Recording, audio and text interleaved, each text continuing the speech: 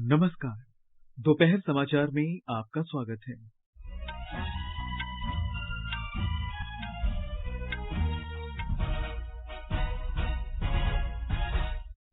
प्रधानमंत्री नरेंद्र मोदी ने स्वामित्व योजना के तहत ई संपत्ति कार्ड के वितरण की शुरुआत की। प्रधानमंत्री ने ग्रामीण भारत से कोविड से बचने के नियमों का पालन करने और कोरोना वायरस की दूसरी लहर को परास्त करने का आग्रह किया। गृह मंत्री अमित शाह ने गुजरात में गांधीनगर के कोलावाड़ा में ऑक्सीजन निर्माण संयंत्र का शुभारंभ किया। केंद्र ने सभी राज्यों और केंद्र शासित प्रदेशों को ऑक्सीजन ले जा रहे वाहनों की पर्याप्त सुरक्षा और परिवहन के लिए विशेष गलियारों का प्रावधान करने को कहा। देश में अब तक 13,83,79,000 से अधिक कोविड टीके लगाए गए। पिछले 24 घंटे में 3,46,000 से अधिक लोग कोरोना संक्रमित हुए। न्यायमूर्ति नूतलपति वेंकट रमणा ने 48वें प्रधान न्यायाधीश के रूप में शपथ ली। सीबीआई ने रिश्वत के आरोप में महाराष्ट्र के पूर्व गृह मंत्री अनिल देशमुख के नाम मुकदमा दर्ज किया। पश्चिम बंगाल विधानसभा चुनाव के 7वें चरण के मतदान के लिए सभी तैयारियों को अंतिम रूप दिया जा रहा है। मतदान सोमवार को होगा। और आईपीएल क्रिकेट में आज शाम मुंबई के वानखेड़े स्टेडियम में राजस्थान रॉयल्स का सामना कोलकाता नाइट राइडर्स से। दोपहर समाचार में अतहर सईद के साथ मैं निखिल कुमार। कोविड मरीजों की संख्या फिर से बढ़ रही है। श्रोताओं से अपील है कि कोई भी कोताही न बरतें। सुरक्षा के सभी उपायों का पालन करें और 45 वर्ष से अधिक आयु के सभी लोग निसंकोच टीका लगवाएं। सुरक्षित रहें और 3 आसान उपायों का पालन करें। मास्क पहनें, 2 गज दूरी है जरूरी, सुरक्षित दूरी बनाए रखें, हाथ और मुंह साफ रखें। और अब समाचार विस्तार से। प्रधानमंत्री नरेंद्र मोदी ने देश के ग्रामीण क्षेत्रों में रह रहे लोगों से कोविड संबंधी सभी एहतियातों का पालन करने और देश में महामारी की दूसरी लहर से निपटने में मदद करने का आग्रह किया है। देश भर में स्वामित्व योजना का शुभारंभ करने के लिए आयोजित एक वर्चुअल समारोह में आज श्री मोदी ने ग्रामीण भारत के लोगों के हौसले की सराहना की। उन्होंने कहा कि पिछले साल सभी लोगों ने पूरी निष्ठा से कोविड संबंधी एहतियातों का कड़ाई से पालन कर कुछ ही समय में राष्ट्र को इस महामारी से मुक्ति दिलाने में मदद की थी। एक साल पहले पूरा देश कोरोना से मुकाबला कर रहा था। तब मैंने आप सभी से आग्रह किया था कि आप कोरोना को गांव में पहुंचने से रोकने में अपनी भूमिका निभाएं। आप सभी ने बड़ी कुशलता से न सिर्फ कोरोना को गांव में पहुंचने से रोका, बल्कि गांव में जागरूकता पहुंचाने भी बहुत बड़ी भूमिका निभाई। इस वर्ष भी हमारे सामने जो चुनौती है, वो चुनौती पहले से जरा ज्यादा है कि गांवों तक इस संक्रमण को किसी भी हालत में पहुंचने नहीं देना है, उसे रोकना ही है। प्रधानमंत्री ने कहा कि कोविड-19 के खिलाफ हमारी लड़ाई इस साल और भी कड़ी है, क्योंकि देश में दुनिया का सबसे बड़ा टीकाकरण अभियान चलाया जा रहा है। भारत सरकार अभी 45 आयु के ऊपर के हर व्यक्ति का मुफ्त टीकाकरण हिंदुस्तान के हर राज्य में कर रही है। अब 1 मई से 18 साल की उम्र से ऊपर के लोगों को टीका लगाने की प्रक्रिया शुरू होने वाली है। आप सभी साथियों के सहयोग से ही ये टीकाकरण अभियान सफल होगा। श्री मोदी ने देशवासियों से सरकार द्वारा समय समय पर जारी किए गए स्वास्थ्य संबंधी सभी दिशा निर्देशों का पूरी तरह से पालन करने की अपील की। उन्होंने बताया कि केंद्र ने प्रधानमंत्री गरीब कल्याण अन्न योजना के तहत इस साल मई और जून के महीनों में 80 करोड़ से अधिक भारतीयों को मुफ्त राशन देने की मंजूरी दी है, ताकि महामारी के प्रकोप के इस दौर में प्रत्येक भारतीय को पर्याप्त पौष्टिक आहार की गारंटी मिल सके। इस मुश्किल समय में कोई भी परिवार भूखा न सोए, ये भी हमारी जिम्मेदारी है। कल ही भारत सरकार ने प्रधानमंत्री गरीब कल्याण योजना के तहत मुफ्त राशन देने की योजना को फिर से आगे बढ़ाया है। मई और जून के महीने में देश के हर गरीब को मुफ्त राशन मिलेगा। इसका लाभ 80 करोड़ से ज्यादा देशवासियों को होगा। इस पर केंद्र सरकार 26,000 करोड़ रुपए से अधिक खर्च करेगी।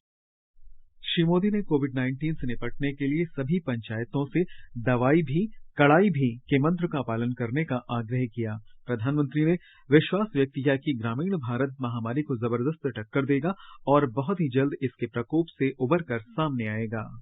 मेरे देश के, मेरे गांव के सारे लोग, गांव का नेतृत्व करने वाले लोग गांव में कोरोना को प्रवेश करने से रोकने में सफल होंगे और बहुत उत्तम तरीके से व्यवस्था भी करेंगे। जो भी गाइडलाइन समय समय पर जारी होती है, उनका पूरा पालन गांव में हो, हमें ये सुनिश्चित करना होगा। इस बार तो हमारे पास वैक्सीन का एक सुरक्षा कवच है, इसलिए हमें सारी सावधानियों का पालन भी करना है और ये भी सुनिश्चित करना है कि गांव के हर एक व्यक्ति को वैक्सीन की दोनों डोज भी लगें।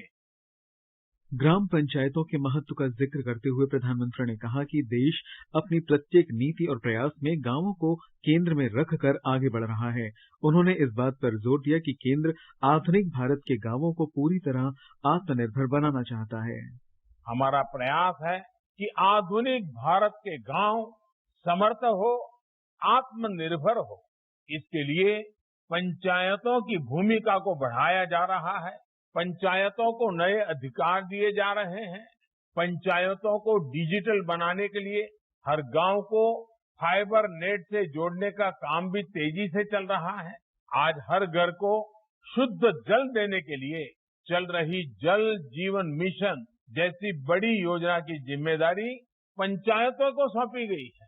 ये अपने आप में एक बहुत बड़ा काम हमने आपकी भागीदारी से आगे बढ़ाया है। आज गांव में रोजगार से लेकर गरीब को पक्का घर देने तक का जो व्यापक अभियान केंद्र सरकार चला रही है, वो ग्राम पंचायतों के माध्यम से ही आगे बढ़ रहा है। श्री मोदी ने कहा कि केंद्र ने पूरे देश में ग्राम पंचायतों को सुदृढ़ करने के लिए करीब 2,25,000 करोड़ रुपए उपलब्ध कराए हैं। उन्होंने कहा कि ग्रामीण भारत में विकास से संबंधित कार्यों में और अधिक पारदर्शिता लाने के लिए ई ग्राम स्वराज्य पर विशेष जोर दिया जा रहा है। प्रधानमंत्री ने पंचायतों से ये भी आग्रह किया कि वे भूजल, स्वच्छता, कृषि और शिक्षा के बारे में स्थानीय स्तर पर अभियान चलाएं। उन्होंने कहा कि पंचायती राज दिवस ग्रामीण भारत के नवनिर्माण के संकल्प को दोहराने का महत्वपूर्ण अवसर है। उन्होंने कहा कि स्वामित्व योजना से ग्रामीण क्षेत्र के लोगों को काफी फायदा होगा।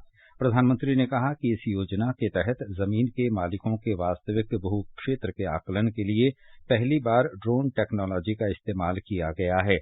उन्होंने विश्वास व्यक्त किया कि ई स्वामित्व योजना के तहत 4 लाख से अधिक जिन लाभार्थियों को ई प्रॉपर्टी कार्ड दिए जाएंगे, वे इनकी मदद से बैंकों और वित्तीय संस्थाओं से ऋण सुविधा का फायदा उठा सकते हैं। प्रधानमंत्री ने इस अवसर पर 2021 के राष्ट्रीय पंचायत पुरस्कार भी प्रदान किए। ये पुरस्कार दीनदयाल उपाध्याय पंचायत सशक्तिकरण पुरस्कार, नानाजी देशमुख राष्ट्रीय गौरव ग्राम सभा पुरस्कार और ग्राम पंचायत विकास योजना पुरस्कार जैसी विभिन्न श्रेणियों के अंतर्गत दिए गए। पुरस्कार के तहत दी जाने वाली 5 लाख से 50 लाख रुपए तक की राशि विजेता पंचायतों के बैंक खातों में इलेक्ट्रॉनिक तरीके से सीधे अंतरित की गई। राष्ट्रीय पंचायती राज दिवस के अवसर पर आज उपराष्ट्रपति एम वेंकैया नायडू ने संकट की इस घड़ी में नागरिकों की सेवा के महान कार्य में लगे स्थानीय स्तर के कोरोना योद्धाओं की सराहना की। एक ट्वीट संदेश में श्री नायडू ने कहा कि सारा देश उनके साथ खड़ा है। उन्होंने ये भी कहा है कि मौजूदा संकट काल में भारत जैसे विशाल देश में पंचायती राज संस्थाएं जरूरतमंद और गरीब लोगों तक पहुंचने का सर्वश्रेष्ठ माध्यम है। गृहमंत्री अमित शाह ने राष्ट्रीय पंचायती राज दिवस के अवसर पर लोगों को बधाई दी है। गृहमंत्री ने कहा कि मजबूत और आधुनिक पंचायतें आत्मनिर्भर भारत की आधारशिला हैं। श्री शाह ने कहा कि प्रधानमंत्री नरेंद्र मोदी के नेतृत्व में भाजपा सरकार अपनी नीतियों के जरिए किसानों और देश के निर्धन वर्ग के कल्याण के लिए समर्पित है। उन्होंने कहा कि सरकार ने पंचायती राज प्रणाली को मजबूत कर गांवों के सामाजिक और आर्थिक विकास को नई दिशा दी है। ये समाचार हमारी वेबसाइट newsonair.com/hindi और हमारे mobile app news on AIR पर भी उपलब्ध हैं। चलो मिलकर एक शुरुआत करें, चलो एक फैसला आज करें, मास्क नहीं तो टोकेंगे, कोरोना को रोकेंगे, चलो एक इरादा करते हैं, चलो खुद से वादा करते हैं, मास्क नहीं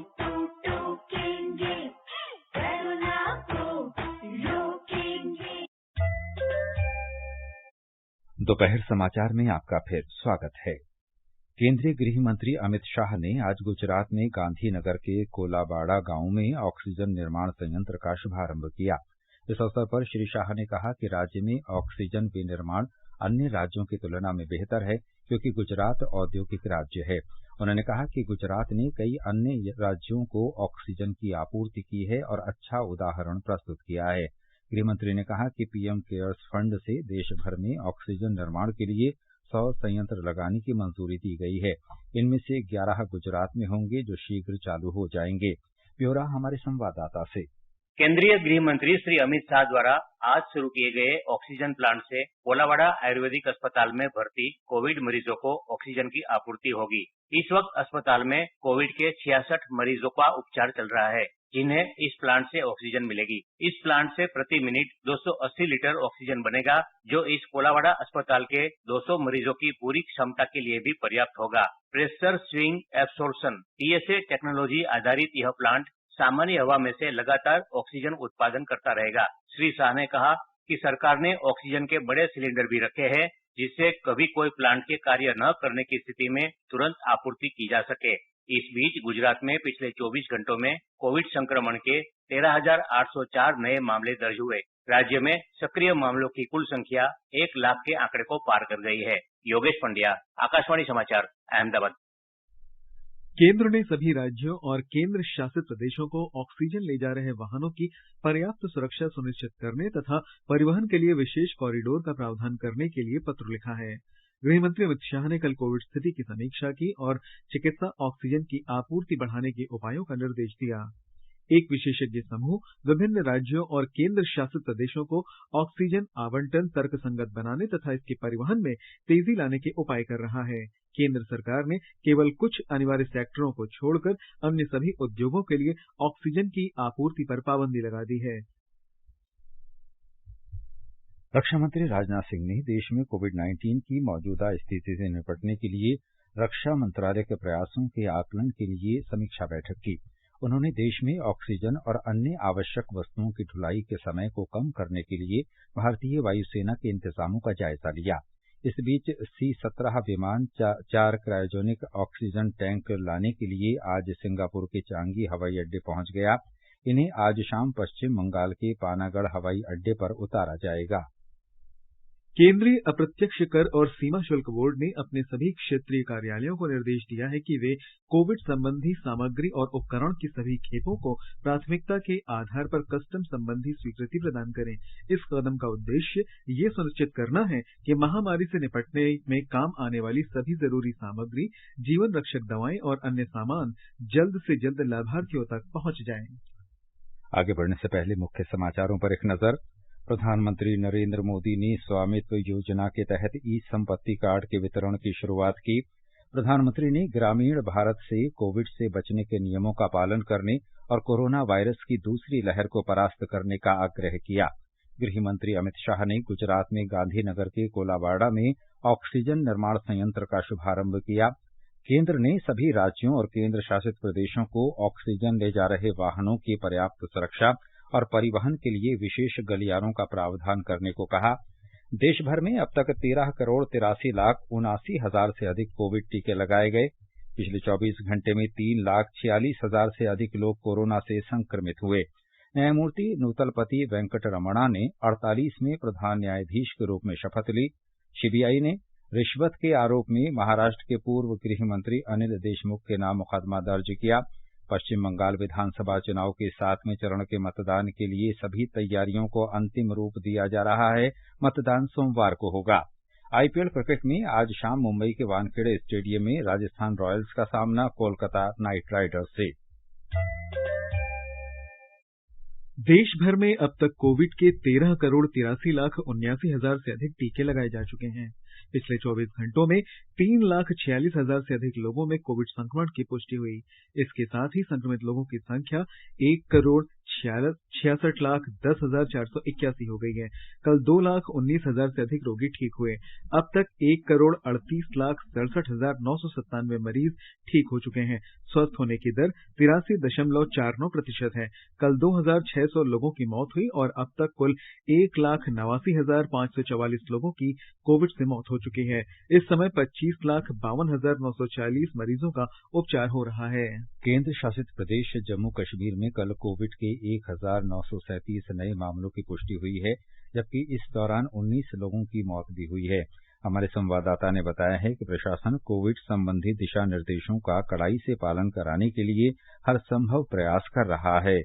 कोविड मामलों में लगातार वृद्धि को ध्यान में रखते हुए मुख्य सचिव BVR सुब्रमण्यम ने संबंधित अधिकारियों को आम जनता के बीच उचित कोविड व्यवहार बनाए रखने के साथ साथ परीक्षण और टीकाकरण की रणनीति को सख्ती से लागू करने को कहा है। श्री सुब्रमण्यम ने संबंधित जिला प्रशासनों को चिन्हित समूह में परीक्षण बढ़ाने और टीकाकरण को प्राथमिकता देने के लिए भी कहा है। इस बीच जम्मू कश्मीर प्रशासन ने ऑक्सीजन की बढ़ती मांग को पूरा करने के लिए प्रदेश में 36 ऑक्सीजन उत्पादन इकाइयों की स्थापना को भी मंजूरी दे दी है। आकाशवाणी समाचार के लिए श्रीनगर से मैं सुनील कौल।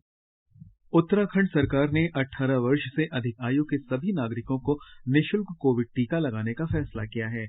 मुख्यमंत्री तीरथ सिंह रावत ने कल देहरादून में वर्चुअल संवाददाता सम्मेलन में ये जानकारी दी। उन्होंने बताया कि केंद्र के फैसले के अनुरूप ही राज्य सरकार मई के पहले सप्ताह में 18 से 45 वर्ष के आयु वर्ग के लगभग 50 लाख लोगों को टीका लगाएगी।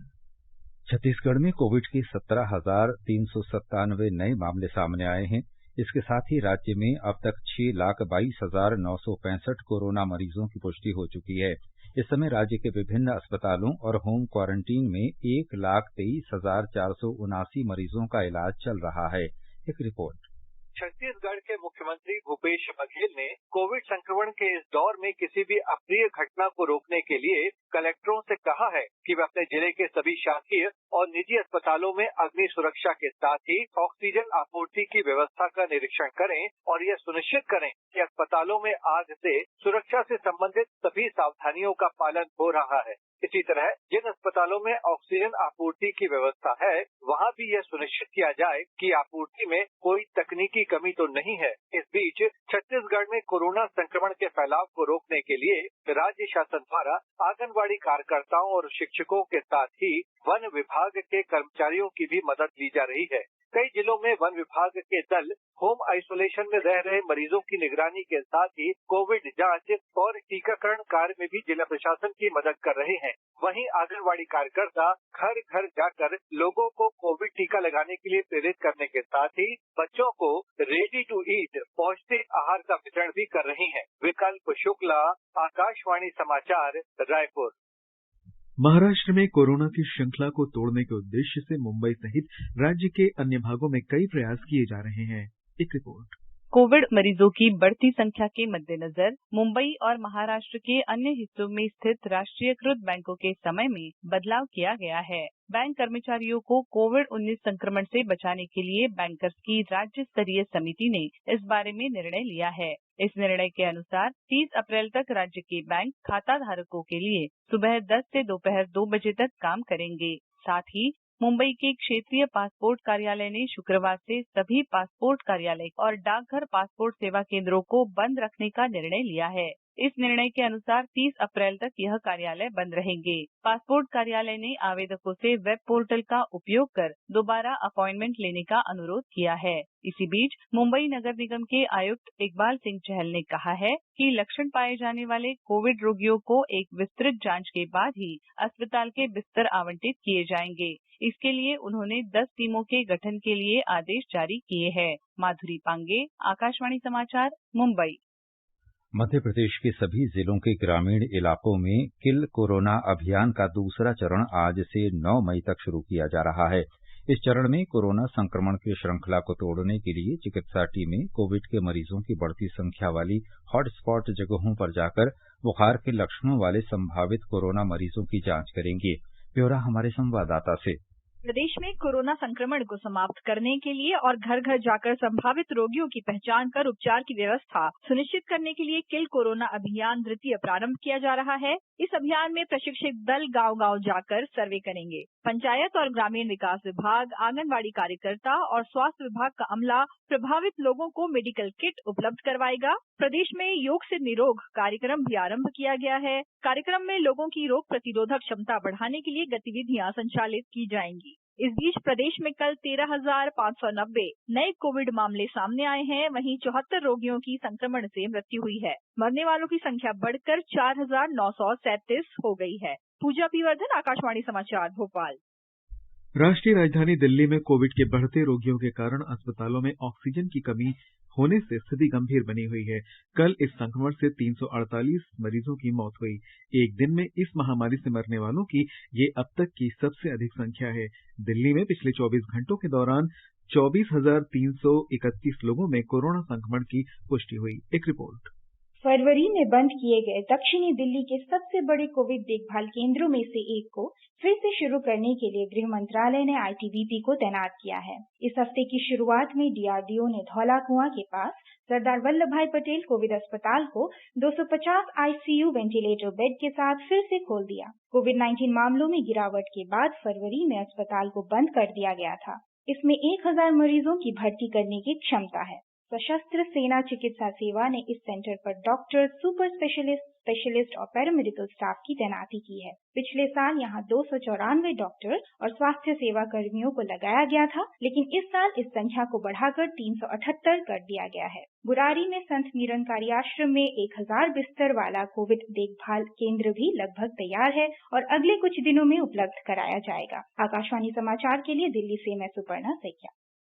महामारी के कठिन दौर में करदाताओं को राहत देते हुए सरकार ने करों के भुगतान से संबंधित कई तारीखों को आगे बढ़ा दिया है। कर विवादों को निपटाने से संबंधित विवाद से विश्वास योजना के तहत भुगतान की अंतिम तारीख 2 महीने बढ़ाकर 30 जून कर दी गई है। आयकर अधिनियम के अंतर्गत करों के आकलन की तारीख भी 30 जून तक बढ़ा दी गई है।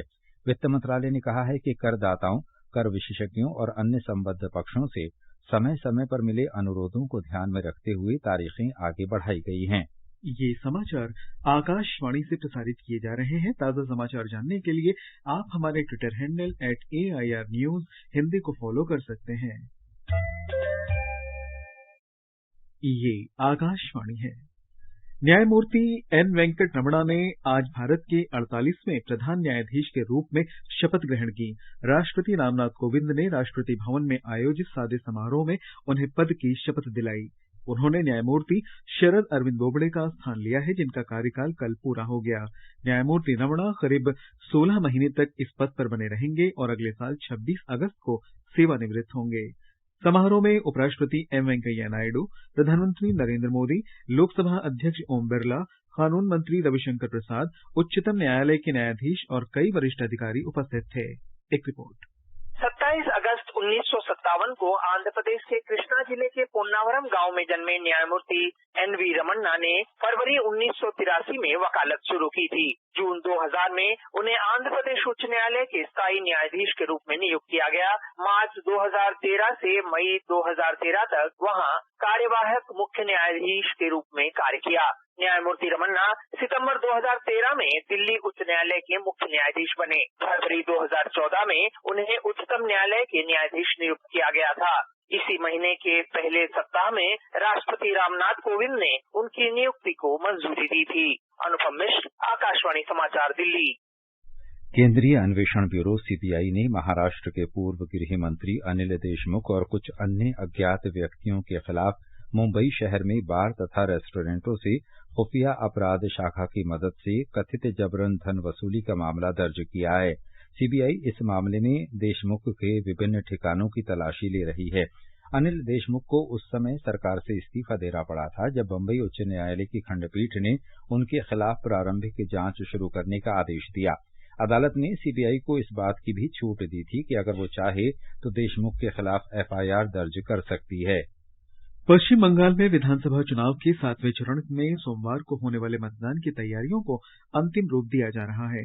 मतदान सवेरे 7 बजे शुरू होकर शाम 6:30 बजे तक चलेगा। निर्वाचन आयोग ने कोविड महामारी को देखते हुए प्रत्येक मतदान केंद्र पर 1,500 की बजाय अधिकतम 1,000 मतदाताओं को वोट डालने की अनुमति देने का फैसला किया है। कोरोना संक्रमितों या संदिग्धों और घर पर या अस्पताल में क्वारंटीन रोगियों, दिव्यांगों और 80 वर्ष से अधिक आयु के लोगों को डाक से मतदान करने का विकल्प दिया गया है। मतदान केंद्रों को अनिवार्य रूप से सैनिटाइज करने, चुनाव कर्मियों द्वारा मतदाताओं की थर्मल जांच करने का निर्देश दिया गया है। स्वास्थ्य मंत्रालय के निर्धारित नियमों के तहत ही अधिक तापमान की स्थिति में मतदाताओं को टोकन दिया जाएगा और उन्हें मतदान के अंतिम घंटों में वोट डालने के लिए आने को कहा जाएगा। निर्वाचन आयोग कोविड की स्थिति को देखते हुए प्रचार के दौरान रोड शो, पदयात्रा और वाहन रैलियों पर रोक लगा चुका है। 500 से अधिक लोगों की जनसभाएं करने पर भी प्रतिबंध लगाया गया है। आयोग ने प्रचार के दौरान कोविड नियमों का कड़ाई से पालन करने का निर्देश दिया है। सभी प्रमुख राजनीतिक दलों ने कोविड की स्थिति को देखते हुए पूरे राज्य में बड़ी रैलियां और जनसभाएं नहीं करने का फैसला किया है। राज्य में 6 चरणों का चुनाव हो चुका है। कुल 294 सीटों में से 223 सीटों पर वोट डाले जा चुके हैं। इस चरण के चुनाव में 5 जिलों की 34 सीटों पर वोट डाले जाएंगे। पहले 36 निर्वाचन क्षेत्रों में वोट डाले जाने थे। 2 उम्मीदवारों की मृत्यु के कारण उनके क्षेत्रों में मतदान स्थगित कर दिया गया है। इस चरण में 81,88,000 से अधिक मतदाताओं के लिए कुल 11,376 मतदान केंद्र बनाए गए हैं। निर्वाचन आयोग ने आज पश्चिम बंगाल में चुनाव प्रचार और मतदान के दौरान कोविड दिशा निर्देशों के अनुपालन की समीक्षा की। मुख्य निर्वाचन आयुक्त सुशील चंद्रा ने निर्वाचन आयुक्त राजीव कुमार के साथ राज्य के मुख्य सचिव और पुलिस महानिदेशक के साथ बैठक की। आयोग ने उन्हें ये सुनिश्चित करने का निर्देश दिया कि चुनाव प्रक्रिया के दौरान कोविड नियमों का पालन नहीं करने पर राष्ट्रीय और राज्य आपदा प्रबंधन कानूनों के तहत कड़ी कार्रवाई की जाए। इस बैठक में कोलकाता के पुलिस आयुक्त, राज्य के स्वास्थ्य सचिव और मुख्य चुनाव अधिकारी भी उपस्थित थे। पश्चिम बंगाल में मुख्य चुनाव अधिकारी के कार्यालय द्वारा पिछले कई वर्षों के दौरान दिव्यांगजनों को मतदान के लिए प्रोत्साहित करने के लिए कई पहल की गई हैं। Ramp, wheel chair, Braille EVM, मतदान केंद्रों पर दृष्टिबाधित और सुनने में अक्षम व्यक्तियों के लिए सहायता जैसी कई सेवाएं उपलब्ध कराई गई हैं। इसके अलावा दिव्यांगों को मतदाता के रूप में पंजीकृत कराने में सहयोग देने के लिए अनुभव मोबाइल ऐप शुरू किया गया। पंजीकरण में मदद के लिए हेल्पलाइन नंबर 1950 का विकल्प भी दिया गया है। दिव्यांग मतदाताओं के पंजीकरण के लिए अभियान चलाने के वास्ते मतदाता साक्षरता क्लब भी बनाए गए हैं। इस बीच 8वें और अंतिम चरण के चुनाव के लिए प्रचार जोरों पर है। इस चरण में बृहस्पतिवार को 4 जिलों के 35 निर्वाचन क्षेत्रों में वोट डाले जाएंगे। मतगणना 2 मई को होगी। निर्वाचन आयोग ने 2 उम्मीदवारों की मृत्यु के कारण स्थगित किए गए शमशेरगंज और जंगीपुर सीट के मतदान के लिए नई अधिसूचना जारी कर दी है। इन सीटों पर 16 मई को वोट डाले जाएंगे। इसी दिन ओडिशा की पिपली सीट पर उपचुनाव के लिए भी वोट डाले जाएंगे। इन सीटों के लिए मतगणना 19 मई को होगी। आईपीएल क्रिकेट में आज मुंबई के वानखेड़े स्टेडियम में शाम 7:30 बजे से राजस्थान रॉयल्स का मुकाबला कोलकाता नाइट राइडर्स से होगा। चेन्नई में कल पंजाब किंग्स ने मुंबई इंडियंस को 9 विकेट से हरा दिया। महान संगीतकार भारत रत्न पंडित भीमसेन जोशी का जन्म शताब्दी वर्ष मनाया जा रहा है। इस अवसर पर संगीत सभाओं के साथ साथ पंडित भीमसेन जोशी की स्मृतियों पर आधारित कार्यक्रम आयोजित किए जा रहे हैं। आइए सुनते हैं उनका गायन। कमल मनोहर कृपा सरोवर कमल मनोहर कृष्ण चरण गहिए श्री कृष्ण शरण गहिए। और अंत में मुख्य समाचार एक बार फिर। प्रधानमंत्री नरेंद्र मोदी ने स्वामित्व योजना के तहत ई संपत्ति कार्ड के वितरण की शुरुआत की। प्रधानमंत्री ने ग्रामीण भारत से कोविड से बचने के नियमों का पालन करने और कोरोना वायरस की दूसरी लहर को परास्त करने का आग्रह किया। गृह मंत्री अमित शाह ने गुजरात में गांधीनगर के कोलावाड़ा में ऑक्सीजन निर्माण संयंत्र का शुभारंभ किया। केंद्र ने सभी राज्यों और केंद्र शासित प्रदेशों को ऑक्सीजन ले जा रहे वाहनों की पर्याप्त सुरक्षा और परिवहन के लिए विशेष गलियारों का प्रावधान करने को कहा। देश भर में अब तक 13,83,79,000 से अधिक कोविड टीके लगाए गए। पिछले 24 घंटे में 3,46,000 से अधिक लोग कोरोना से संक्रमित हुए। न्यायमूर्ति नूतलपति वेंकट रमणा ने 48वें प्रधान न्यायाधीश के रूप में शपथ ली। सीबीआई ने रिश्वत के आरोप में महाराष्ट्र के पूर्व गृह मंत्री अनिल देशमुख के नाम पर मुकदमा दर्ज किया। पश्चिम बंगाल विधानसभा चुनाव के 7वें चरण के मतदान के लिए सभी तैयारियों को अंतिम रूप दिया जा रहा है। मतदान सोमवार को होगा और आईपीएल क्रिकेट में आज शाम मुंबई के वानखेड़े स्टेडियम में राजस्थान रॉयल्स का सामना कोलकाता नाइट राइडर्स से होगा। इसके साथ ही दोपहर समाचार का ये अंक समाप्त हुआ। नमस्कार।